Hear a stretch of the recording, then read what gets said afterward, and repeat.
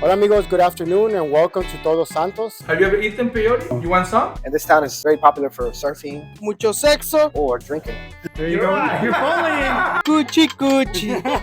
We were so charmed by Todos Santos when we hiked Sugarport Trail a few weeks ago that we decided today to come spend the day just kind of getting to know the city. We're going to start by getting brunch, probably get some chilaquiles. In the US, if you try to eat nachos for breakfast, people will tell you you're being irresponsible. But in Mexico, it's a staple, which is how you know you're in a good country. Our day started out rough, but it's looking a whole lot better now. Very rico, so tasty. The food in Mexico is incredible. These nachos on paper are not that different than nachos that you would get in the US, but there's something different about the way that they prepare things down here, something different about the ingredients. Even dishes that on paper sound really simple are just exploding with delicious flavor.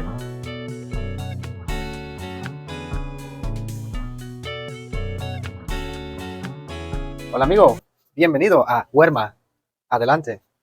How are you today, sir? Muy bien, ¿y tú? Yes, I am here representing my shop with my brother from Ecuador, Antonio, Jairo. We sell here ponchos from Ecuador. We sell a lot of beautiful art from Mexico. It could be quality or quantity. And we have a bunch of beautiful designs. Ecuadorian, Mexican, Oaxaca, or it could be from Puebla. We have also tequilas. A lot of story here in our shop is gallery stuff. We also have stuff from Michoacan, that's copper, 100%, or stuff from Oaxaca, which is alebrijes. These are made by hand and painted by hand. It takes about 1 week to make one.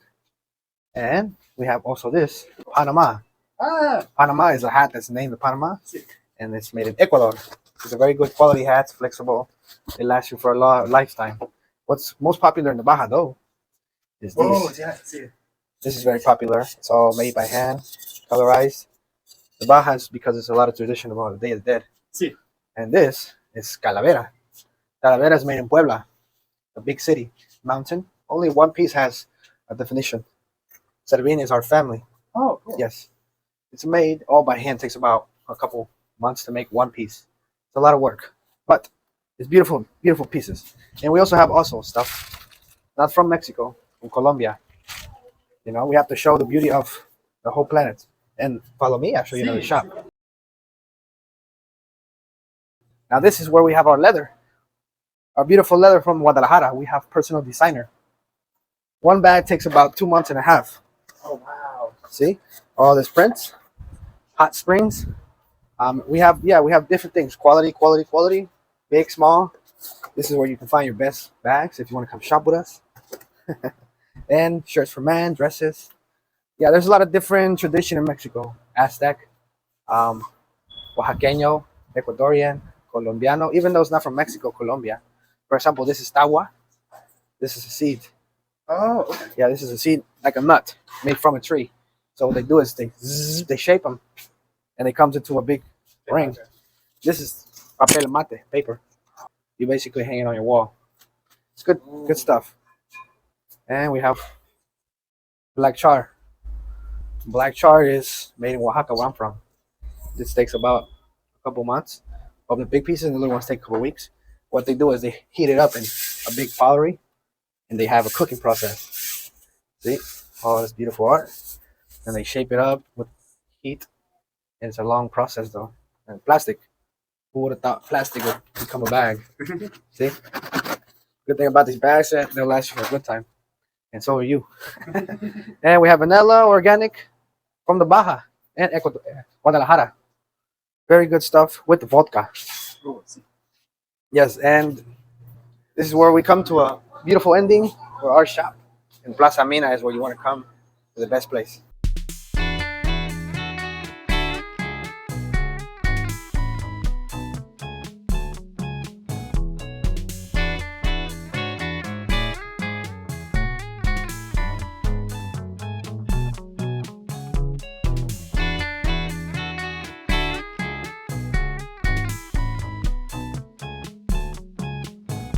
¿Cómo te llamo? Leo Gomez. Mucho gusto. Me llamo Cody. Nice to meet you, Cody. Would you like to tell us about your shop? Yes, of course, come in. We are the Wells House. We have been here for like 11 years. We just reopened after the COVID. Oh. So this is Huichol. We have a co-worker working over here, but because it's December, he went to see the family to the mountains. They live at the mountains. They are huicholes because that's the language they speak. It's called dialect. Nowadays we are not allowed to say dialect because it would be bullying. We say you speak a different language. Have you heard about Hernan Cortés? This guy from Spain, a lot of years ago came trying to conquer us. And he killed a lot of our indigenous people. So the best way to survive was to run. They ran to the mountain. So they didn't mix with the Spanish people. So when you see them, they look all the same face. They are the real Mexicans, not white. This color, like your color. Yeah. So he's working over here. This is the beeswax. This is the beads. Or it can be here. And the needle. The piece can be wood, clay, or ceramic. Then a layer of beeswax. And the beads one by one with a needle. This is what they do. In Mexico, we have no beads. This is from Czechoslovakia. You know, this kind of art used to be just painted by hand. Oh, wow. When they discovered the beads, they started putting on the beeswax. This is one of the pieces. But the most important for them are the symbols. All the symbols you see in the pieces, they have a meaning. And they really respect them. For example, this is the eye of God. It's the eye who sees everything. Even though they are indigenous people, they are not allowed to do bad things or lie, or they really respect themselves. Yeah. And this is like amulet. It's like a butterfly, but it's protection for the house, for the evil spirits. Everything I'm talking about is what they believe. I agree with a lot of things, and some of things are a little weird for me. The scorpions are the protectors of the peyote. Have you heard about peyote? Oh, see. Yeah. Have you ever eaten peyote? No. You want some? Sure. I'm just kidding. Okay, no, peyote is very strong. It's a natural drug, also considered as a natural medicine. This is what they eat in order to have contact with their gods. They can get into different dimensions when they eat peyote. Very, very strong. You need a shaman. You know shaman? Like a wizard. Oh, yeah, This guy is going to let you know the amount of peyote you have to eat. Otherwise, you can get lost in the dimensions. I've done that before. Oh, really? Okay, so here, this is the corn, that it means prosperity. This is the deer, and the deer is considered as one of the gods they have because they believe the deer was on earth before the human being. That's what they believe. And the candle when it's red, it means long life. And this is the eagle of two heads. This is what, when I said weird things. I haven't seen any eagle like this. But if they put it over here, maybe they have seen it. They think this eagle protects them when they are going and when they are coming. That's why it's looking at both directions. Because they have no transportation at the mountain. Most of the time they walk for hours. To go to the grocery store, to go to school, they need to walk. All barefoot. Sometimes no sandals. No sandals because you know what they believe is that walking with no sandals, barefoot, they receive the energy from the sun. And now, with the pandemic, the doctor recommends to take the sun for the vitamin D. So they are right. In a lot of the things, they are right. And when I say prosperity corn, it's food. So when you have corn, it's food, it's prosperity, right? All these pieces, now, we are working with black. These colors are not common. But this is all about marketing. Because the customers, they want to see different things, you know. But the real huichol is colorful. Because in Mexico we are considered like that, all colorful and happy, except the Katrina. You know Katrina? No. You see, very elegant but dead. You know why? Have you heard about Jose Guadalupe Posadas? No. That was a very famous oil painter. He used to paint oil paintings.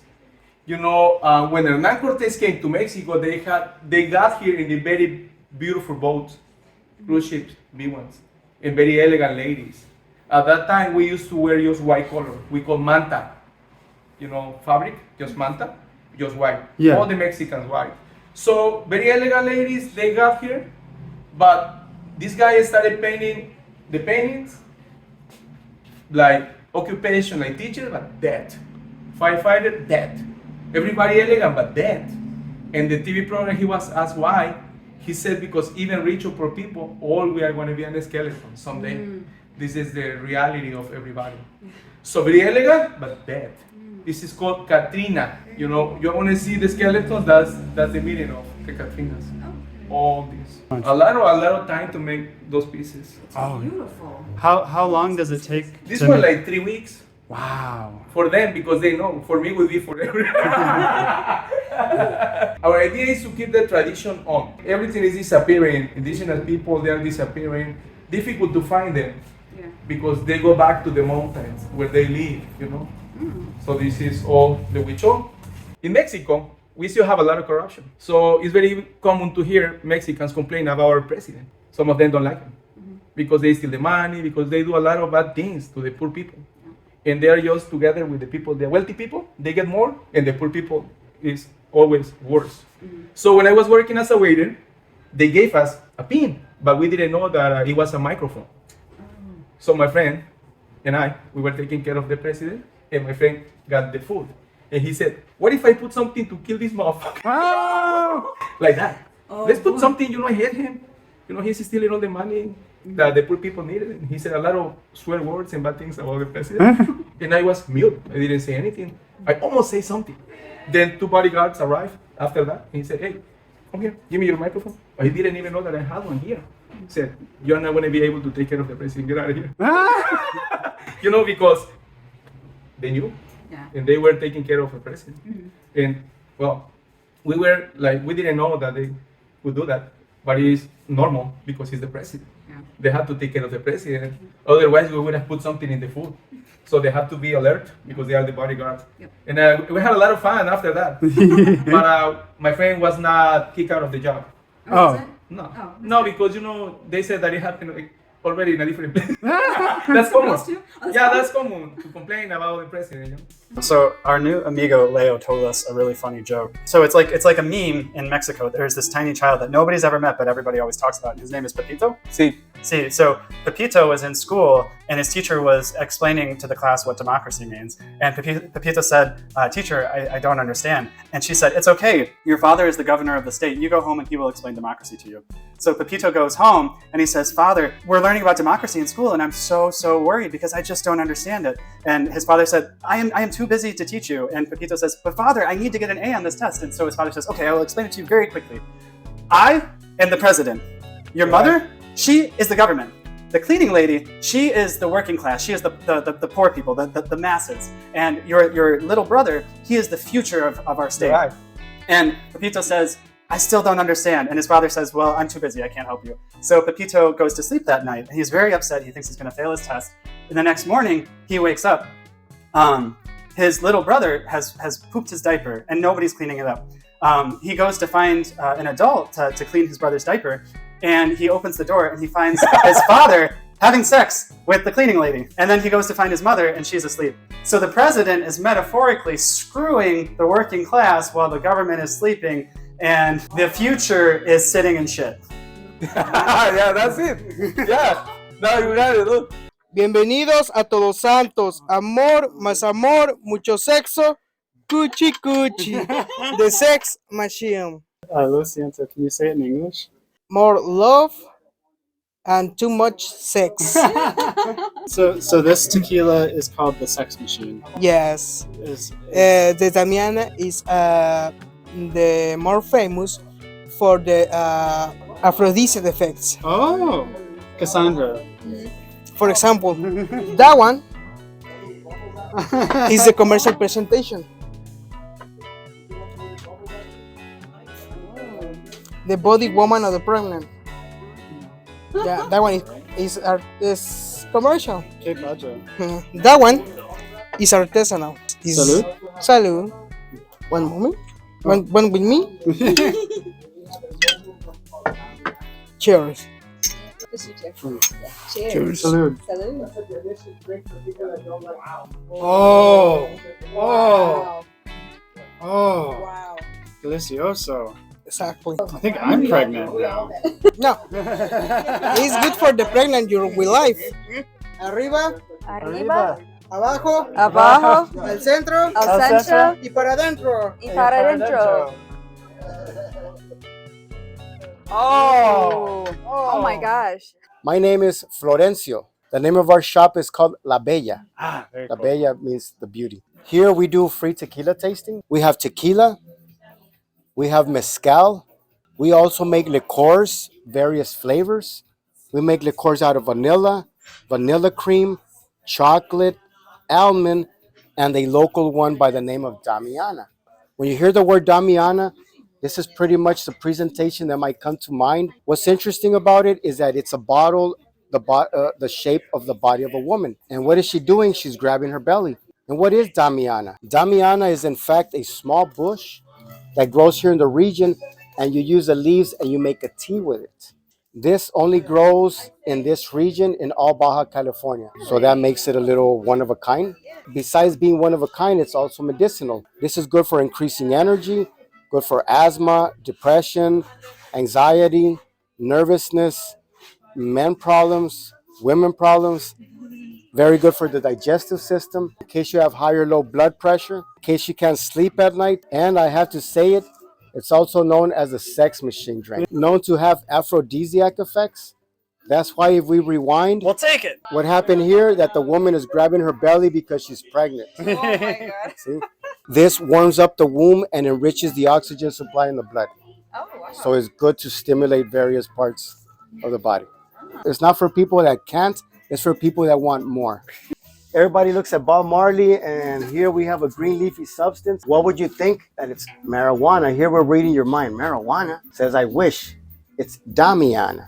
And this you do not smoke, you drink. So let's try some of this. This is the famous Damiana. This liqueur right here and other ones that you're trying right now, you're not going to find anywhere else because they're artisanal and they're made by us. Tequila, just like champagne, has to come from a specific region. Champagne, from Champagne, France. Tequila mainly, but not only, from the state of Jalisco. The state of Jalisco is where Puerto Vallarta or Guadalajara is. The tequila that we work with is called Cabo Único. Cabo for the region, Único, unique. And if we look at the back part to see where the tequila comes from, it says Tequila, Jalisco. Oh. So it doesn't get any more tequila than that. Tequila from the town of Tequila. Okay, so salud. Salud. Salud. Yeah, tequila doesn't have to be a bad experience. With tequila, you can make various flavored liqueurs, and this one's actually good for you, medicinal. Tequila comes from an agave plant. It's a plant that has large spikes. Tequila-wise, it takes about 8 years for the plant to mature. By that time, its sugar and alcohol levels are just right, so they begin to harvest it by removing what they call the spikes. From there, they're going to cut the plant. It's no longer going to grow, and the tequila is located in the centerpiece that is now known as a pineapple or a heart. They're going to cut it in half. They're going to place it facing down inside a large stone steam cooking oven. They're going to let it cook for 40 to 48 hours. They're going to let it cool. They're going to extract the juice from it, and they're going to distill it. And voila. When tequila is first made, first it comes out clear, and this is typically what they're going to serve you when you ask for a shot of tequila, accompanied with some lemon or salt. But good tequila, you don't need lemon or salt. The blanco is more for margarita mix. We've done it all wrong. This is the stuff that's for sipping. This is the following stage, known as reposado. What happened here is that after the tequila was made, it was stored in a wood barrel. 6 months later, it absorbed the color and the flavor from the wood, and it reduced the burn, and now it's considered reposado. The third and final stage in the tequila is known as añejo. Añejo means aged. This one has a person inside playing golf. It's a blown glass figure. Most tequilas are stored in an oak barrel or recycled Jack Daniels barrel. This was sitting in a cherry wood barrel. And this drink right here, you're not going to find anywhere. Everywhere you go, everybody has their thing. This is ours. Some people are tequila drinkers, some people like mezcal. Okay, the difference between tequila and mezcal is that tequila is cooked in a stone steam cooking oven. From there, it's stored in a wood barrel. Mezcal is cooked in a subterranean wood burning oven using mesquite wood. There's an underground pit. They make a pile of mesquite wood, cover it with stones. So when they light up the wood, that's going to heat up the stones. That's what's going to cook everything. On top of the stones, they're going to put a layer of agave fiber that they used from the spikes that they removed. And on top of that, they're going to place the halves of the pineapples. In this picture, there's a person standing there. And behind him, those look like rocks, but they're not. They're all half pineapples that are going to be placed inside the oven. Afterwards, they're going to cover and seal the oven. They're going to let it cook for 40 to 48 hours. They're going to wait 2 days for the oven to cool. Then they're going to extract the juice from it, distill it, and they're going to store it in a clay pot. And the difference between tequila and mezcal is that tequila is tequila, mezcal is a little more kind of like moonshine. Higher alcohol content, and you have to drink it a little differently than you do tequila. Maybe a lot of people have tried mezcal and they don't like it because the flavor is too strong. It's very smoky because of the process. Remember, there's 3 ways of drinking. Beer you drink, tequila you sip, mezcal you kiss. What do I mean by that? Mezcal, typically you drink it out of something a little more mother nature, like out of a clay pot. This right here is a little gourd, like a little coconut shell type. What do? You just get it and you wet your lips. Mezcal is more like wetting your lips and doing a taste bud type of thing. Believe me, after a few sips, you're not gonna feel your face, and that's the magic of the mezcal. Tequila is a little more scarce because tequila mainly comes from only one state. It's just a certain region, and mezcal can come from 6 or 7 entire states. So there's much more mezcal out there than there is tequila. What we were told too is that tequila can only come from the blue agave, and Exactly. mezcal can come from 50 to 60 different kinds of agave. Exactly. There's many more types of species that you can make mezcal out of. I've been living here for about 10 years. I moved around here like around 2013. I lived in the US for 20 years and I've been living in Mexico for over 20 years. Remember, there's no rule that you have to live in the same place the rest of your life. Because you can't drive after dark safely in Mexico, we have to head home pretty soon. But oh my God, what incredible culture and art and people. The stories were amazing, the people were so cool, the food was delicious, and we can't wait to come back and explore more of Todos Santos. This is Todos Santos Part 1. Oh, also, oh my God, we have the sex machine. Can't wait to get... Purchase the sex machine. Yeah, of course we have to get home. We've got... We gotta try this out. Fun. Yeah.